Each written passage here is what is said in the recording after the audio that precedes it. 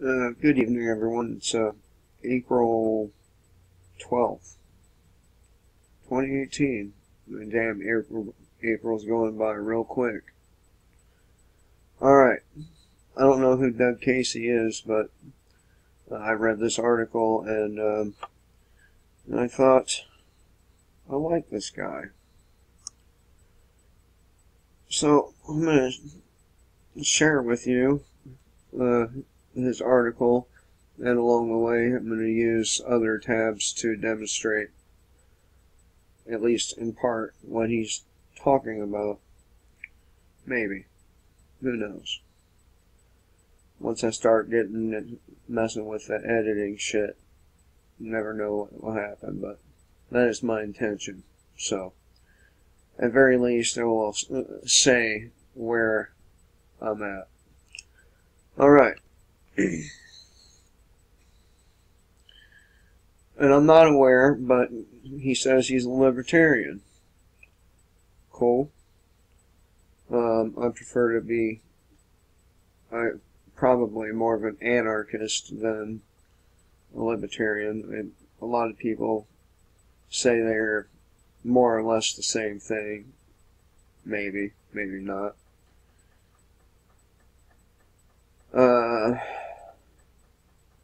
But he says he's more than a libertarian. I don't believe in the right of the state to exist. See, that's where he and I really agree. Because I don't believe the state has any right to exist. And by the way, thank you, Troll, for your troll comment.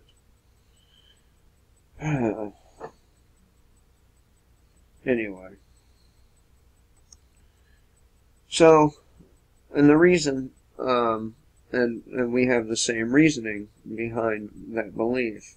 He says, I don't believe in the right of the state to exist. The reason is that anything that has a monopoly on force is extremely dangerous. Now, we have a president who claims that the U.S. has some sort of moral high ground to tell the rest of the world how they should lead their countries, when we have police officers murdering, gunning down people, innocent people, every single day, it seems like, in this country. Where's the moral high ground?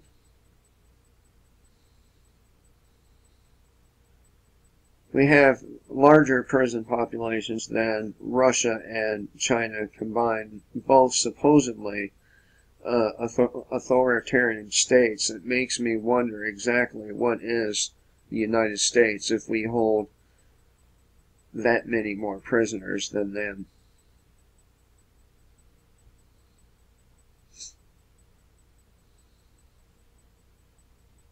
But you know,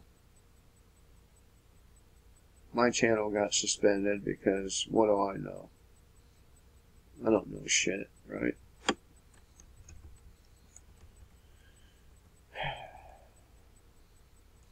As Mao Zedong, lately one of the world's leading experts on government, the power of the state comes out of the barrel of a gun. And of course Mao, Chairman Mao, is responsible for millions of deaths himself. There are two possible ways for people to relate to each other, either voluntarily or coercively. And that's true. I don't voluntarily interact with the state. I am forced to do so. And I don't like that. I don't like being forced to do anything. And, of course, the state is pure institutionalized coercion. It's not only unnecessary, is antithetical for a civilized society.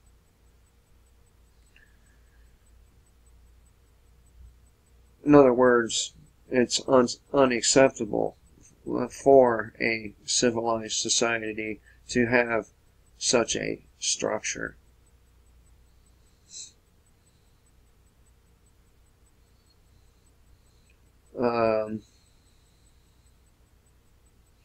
And this increases to be true.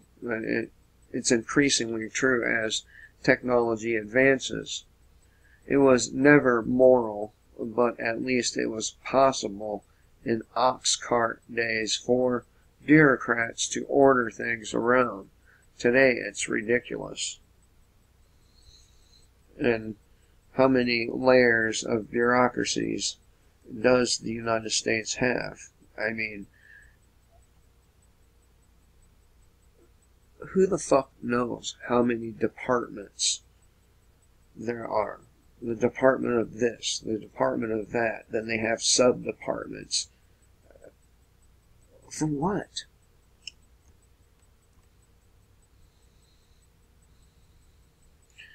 Everything that needs doing can and will be done by the market, by entrepreneurs who fill the needs of other people for a profit. And that is why you don't need the state. You don't need them for anything. You don't need them for education. You don't need them to build fucking roads. You don't need the state. It is an obsolete idea.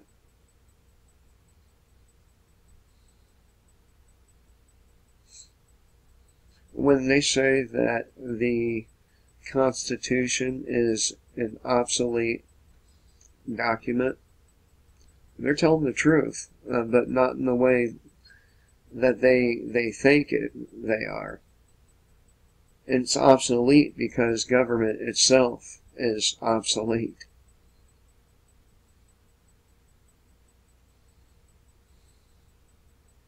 The state is a dead hand that imposes itself on society. And that belief, of course, makes me an anarchist. A lot of people say that, they misuse the word anarchy. It doesn't mean chaos and destruction and all that shit. All it means is self-rule.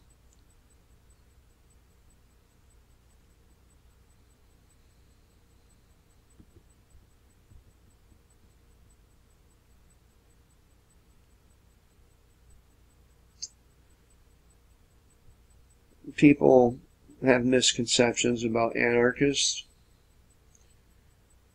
that they're these violent people running around in black capes with little round bombs. That's funny as hell, man. Black capes, little round bombs. Oh, that reminds me of that old Rocky and Bullwinkle show for some reason.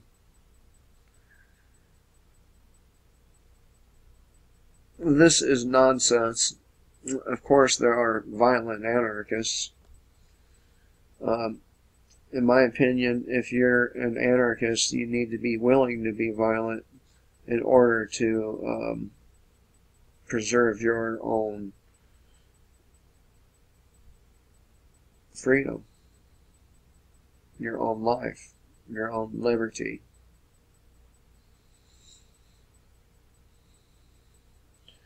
There are violent dentists. There are violent Christians. Violence, however, has nothing to do with anarchism.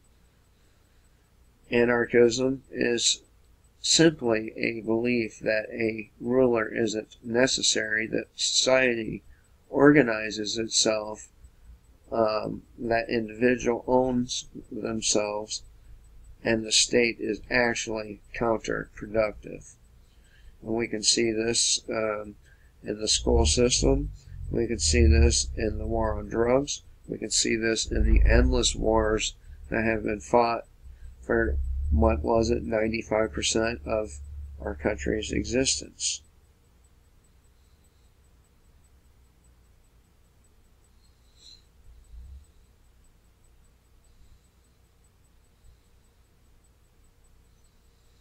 What was the name of this article again? Oh, yeah. It's going to get very unpleasant at some point soon. Which brings me here. We'll come back to this. How is it going to get unpleasant? Well, just when you thought the race relation thing had died down a little bit, and people started just saying, fuck it, we gotta live together, so there's no point in bitching about it, right? And listen, this is other white people doing it, or perhaps Jews. You can't tell the difference, so maybe by name, but even that, can be wrong. So, oh, that's not what I was going to. Alright, so USC, University of what?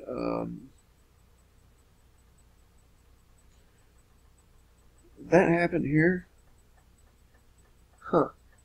University of South Carolina sparks controversy with dismantle whiteness and misogyny mural on campus.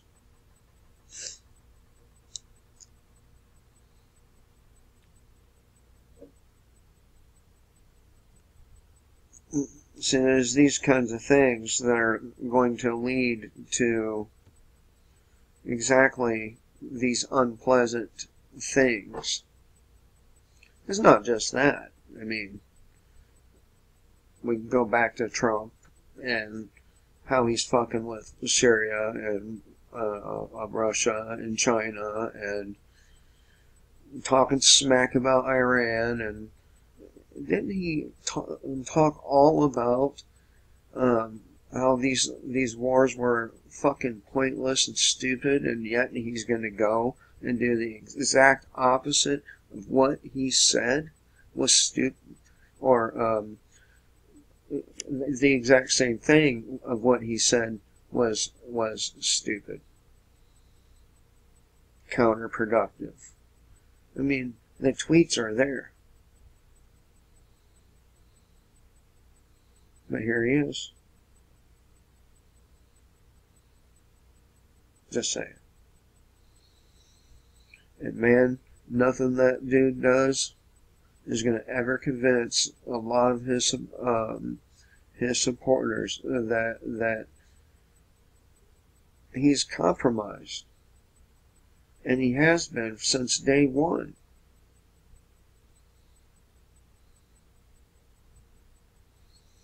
So anyway,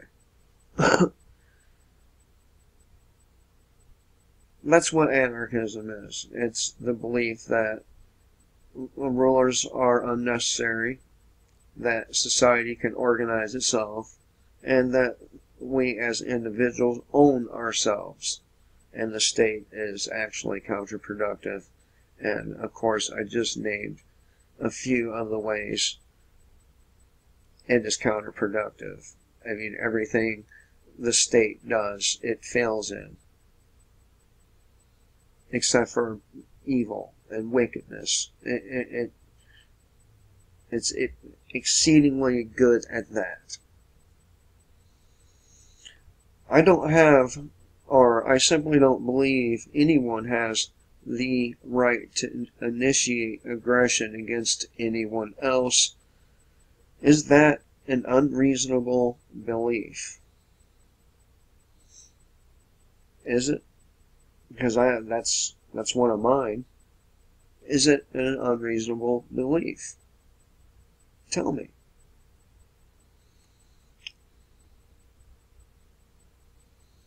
Let me put it this way. Since government is institutionalized coercion, a very dangerous thing, it should do nothing but protect people in its bailiwick from physical coercion. I hope I pronounced that right. I probably didn't. What does that imply? It implies a police force to protect you from coercion within its boundaries, an army to protect you from coercion from outsiders, and a court system to allow you to adjudicate disputes without resorting to coercion.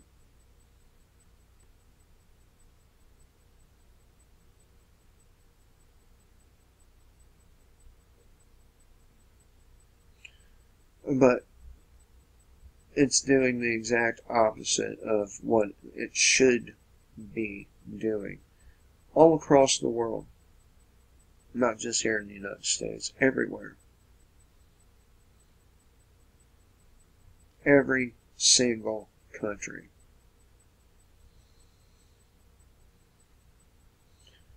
True enough, some may be better to its citizens than others. They're still, at the end of the day, using that very dangerous thing, institutionalized coercion, to steal from its residents their labor, their time, their money.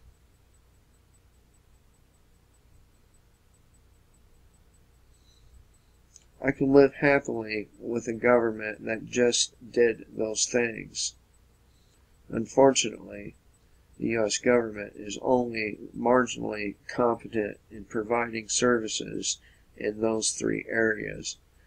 And I would argue not confident at all in those three areas. I mean, number one, putting people into a county jail is presuming them guilty before they're proven innocent. You're taking time from them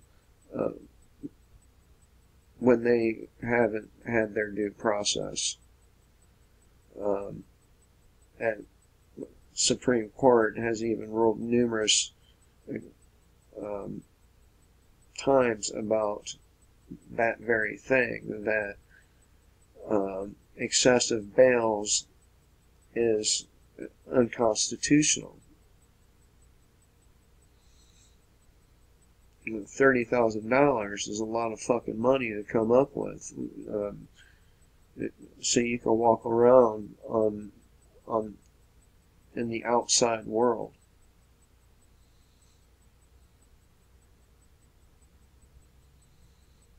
So the government doesn't even marginally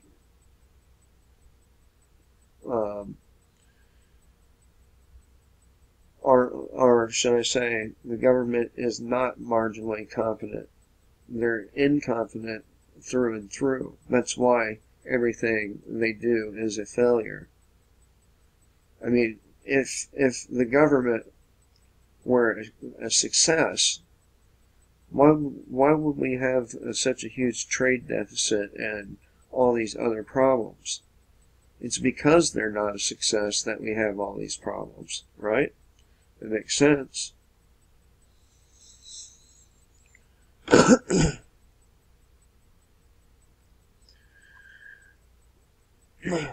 argument could be made that the largest criminal entity today is not some Colombian cocaine gang, it's the U.S. government. And they are far more dangerous. And they are. They have a legal monopoly to do anything they want with you. You've heard of the NDAA, right? Or the Patriot Act. Don't conflate the government with America. It's a separate entity with its own interests as district as General Motors or the Mafia. I'd rather deal with the Mafia than I would with any agency of the U.S. government. and I would too. Get better service out of the mafia.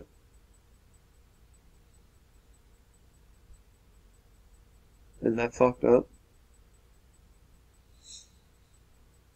Even under the worst circumstances, even if the mafia controlled the United States, which in a way a type of mafia does, I can't believe Tony Soprano or Al Capone would try to steal 40% of people's incomes from them every year.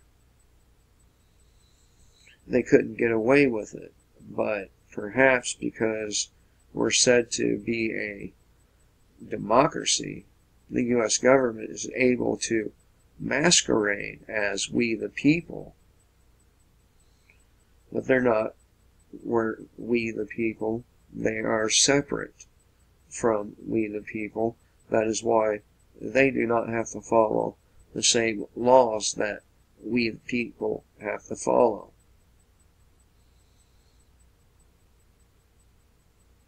I mean, how many of them fucking pedophiles have actually gone down? Pedophile senators. I mean, sure, they've made an example of a couple of them, but that ain't all of them. And they fucking know it.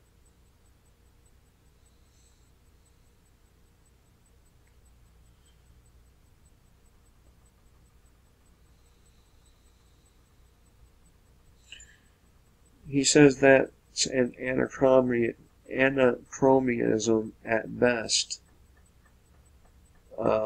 I would call it a polygarchy, probably.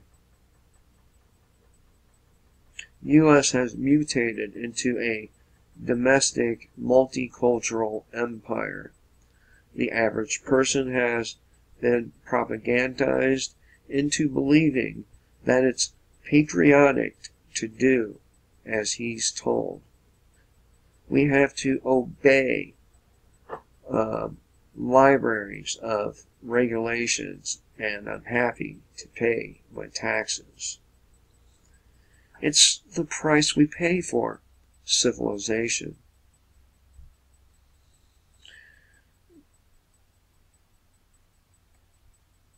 No, that's just the opposite of the fact. Those things are a sign that civilization is degrading, that the society is becoming less individually responsible and has to be held together by force.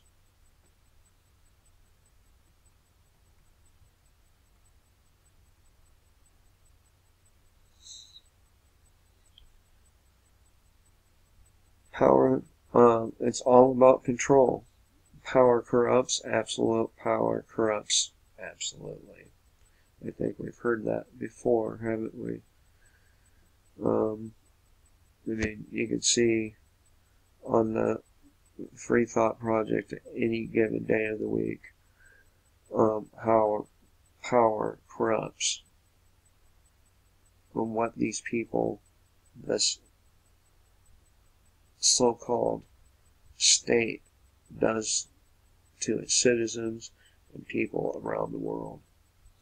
Look at the anti-GMO mosquito activist who was in D.C. to deliver a petition to the EPA. She was found floating dead in a hotel pool.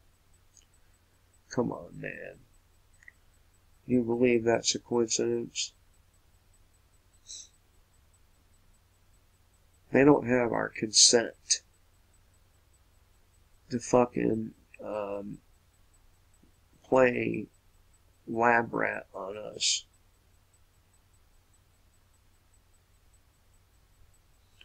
Pentagon admits they have no evidence of Syrian chemical attack. Threatens war anyway. I mean, aren't these guys dickheads?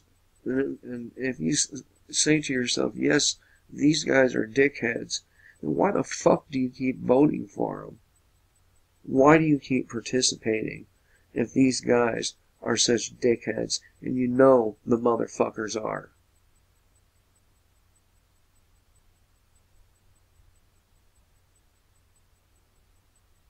Somewhere on here, there's an article about how a sheriff, oh, I think it's on DC Clothesline, yeah, sheriff of deadliest department in U.S. says his deputies have financial incentive to kill people.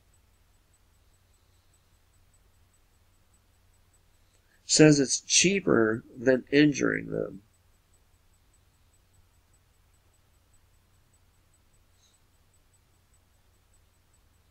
Absolute power.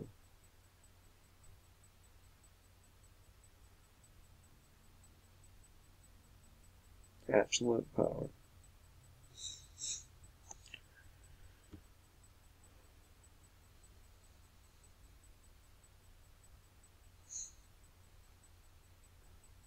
Okay. The type of people that gravitate to government like to control other people. Contrary to what we're told to think, that's why you get the worst people, not the best, who want to get into government. A great example of that would be that woman that Donald Trump put in some, I think, as head of CIA or some agency. I don't remember. I'm sorry. I read so much shit I can't remember everything. But she was the one responsible for all the torture that went on in Gitmo. I believe, or was it Abu Ghraib? It was one of them. Maybe it was another one. There's so many of these black sites. No, it was a type. Damn, I'm gonna have to find it because I did a video on it. But anyway, the worst people get into government. Not the best. Look at Bernie Sanders, a man who has never had a real job, and he's going to lecture about getting more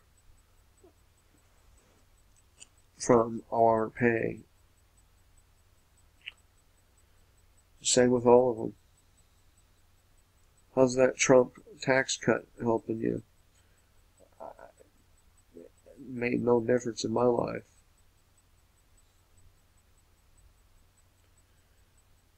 Still got the Obamacare fine on my tax return. Thanks there, Trump. Good job. Way to make America great again. What about voting? Can that change and improve things? And I say no. And he says he can give you 5 reasons why you should not vote in an election. See this article, see if you agree. And I'll give you one good reason right now. We don't even need to go to his article. Damn, I forgot about water. Shit.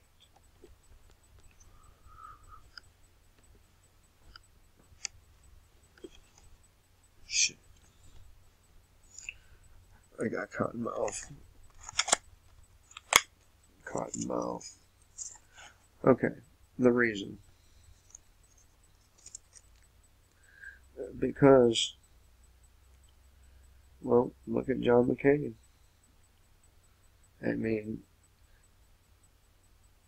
you get such gullible motherfuckers out there that believe that this dude's a war hero when he ratted on his men, his people, and betrayed them. They make him out to be some fucking war hero, and people actually believe it. They don't get on the Wayback Machine here and find out things about people before they go and vote for them. They just blindly believe what they're told. That's one of the reasons right there. Man, we're talking about people that have been brought up to believe that having a government, having a so-called democracy is a necessary thing. How so? Tell me how it is necessary.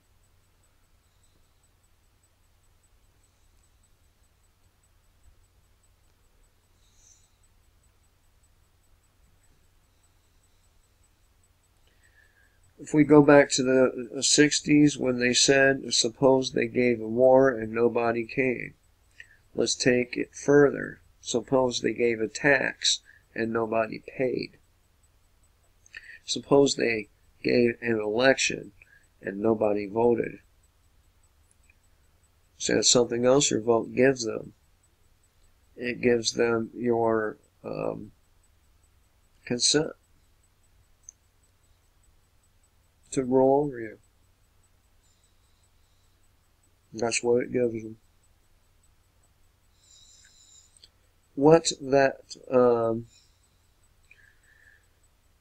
would that do to delegitimize the government? It would do a lot. It would destroy it. There's your answers right there. You want to know how to beat it? Don't go to the war. Don't accept a job that takes taxes out of your paycheck. Don't vote in their elections.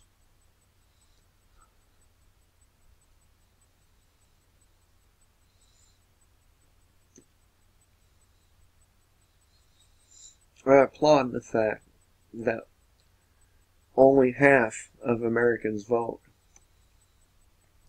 If that number dropped to 25%, 10, then 0, perhaps everybody would look around and say, wait a minute, none of us believe in this evil charade.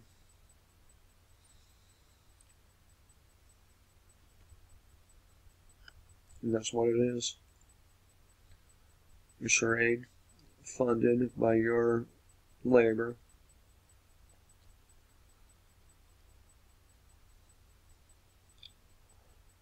When all you gotta do is not go to work,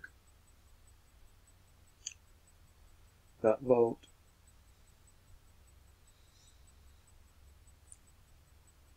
didn't join the military, but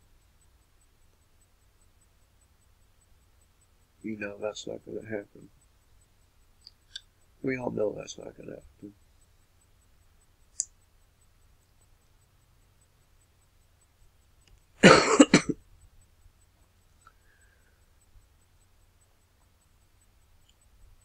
Okay. I don't like Tweedledee from the left wing of the Democratic Party any more than I like Tweedledum from its right wing.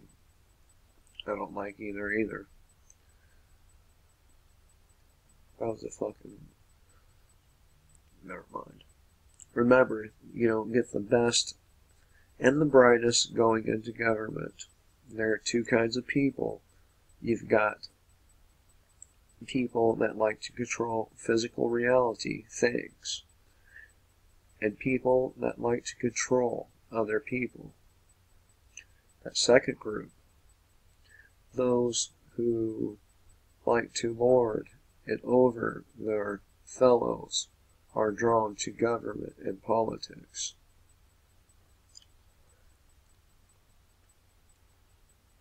Oh, masters, please don't beat me.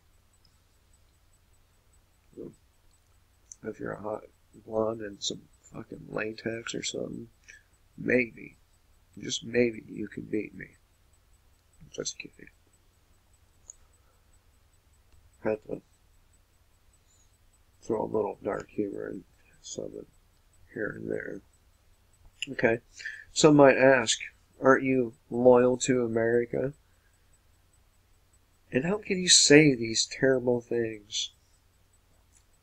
I don't know if my response is going to be the same as his, but his response, of course I am loyal to America, but America is an idea, not a place.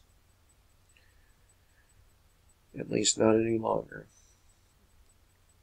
America was once unique among the world's countries. Unfortunately, that's no longer the case. The idea is still unique, but the country no longer is.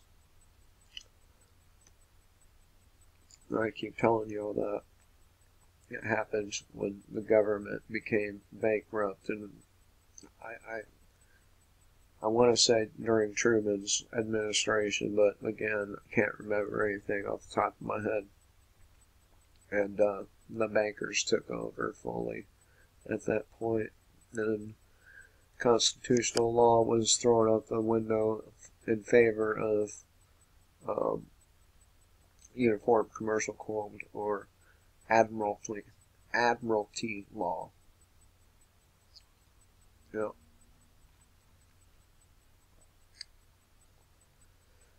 Okay, so you get the point here, right? This video is 36 minutes and 22.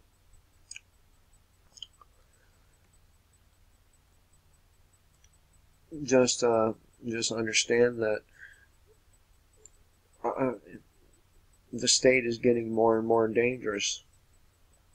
As it grows, it gets more powerful. The longer the people wait to dissolve the state, by whatever they have to do, the harder it will be. And probably the more violent it will be. And, I mean, tensions are going to eventually escalate between that 50% that he referred to that don't vote and the government. And I think the Bundy masquerade was a fine example of that. And there are going to be many more things like that to come, and atrocities you won't believe, because we've let this monster grow to be so big, so massive. Anyway, I thought I'd share this with y'all. Let's see. Well, you know what? I'm going to go ahead and finish it because it's not that much longer.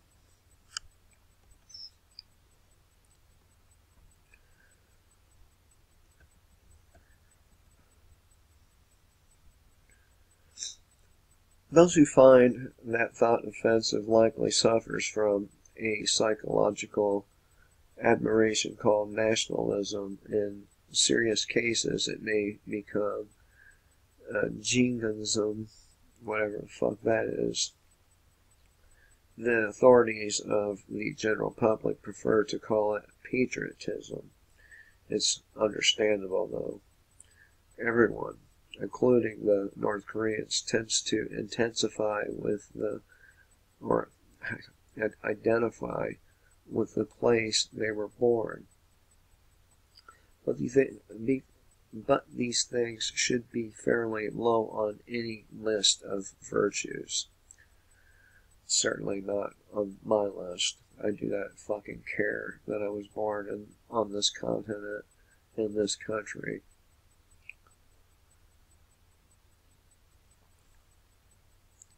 Except to the point that maybe I wouldn't have met the mothers of my children, and I wouldn't have them. Other than that, I wouldn't fucking care. Because it's all the same.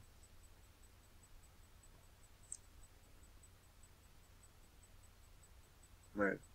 It's just a little more glitzier, glammier here, right? Than, say, in North Korea or one of the dirt poor fucking countries. I mean, even smart people in those countries end up okay. So, okay, so nationalism is the belief that my country is the best, and it's very scary. It's like watching a bunch of chimpanzees hooting and panting at another tribe of chimpanzees across the watering hole. I have no interest in being part of a charade, although that's dangerous. And getting more dangerous as the state grows more power. The growth of the state is actually destroying society. Over the last 100 years, the state has grown at an exponential rate. And it is the enemy of the individual. I keep telling you this every day in my videos, every day. I guess I'm pulling an Eric Holder on you. Trying to hit you every day with it. I certainly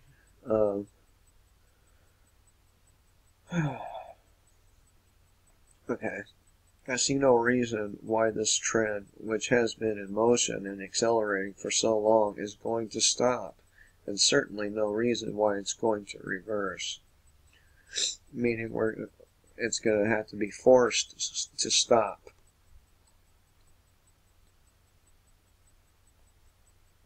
That's what it boils down to. Forced to stop.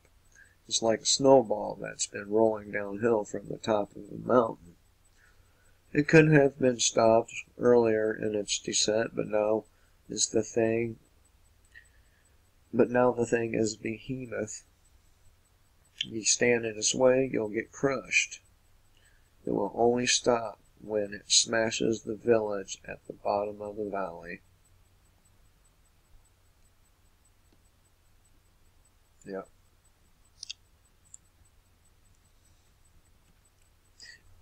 This makes me quite pessimistic about the future of freedom in the U.S.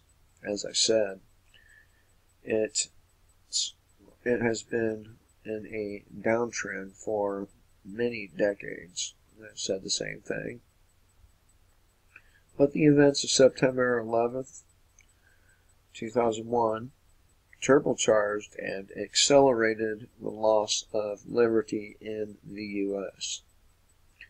At some point, either foreign or domestic enemies will cause another 9/11, either real or imagined. It's predictable. That's what sociopaths, which I discussed earlier, do.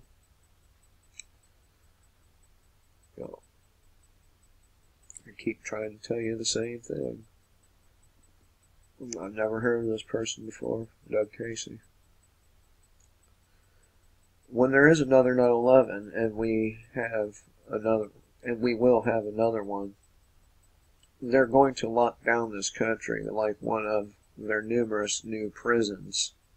I was afraid that the shooting deaths and injuries of several hundred people in Las Vegas on October 1st might be it, but strangely, the news cycle has driven on, leaving scores of serious unanswered questions in its wake, and about zero public concern. It's going to become very unpleasant in the U.S. at some point soon. It seems to me the inevitable is becoming imminent.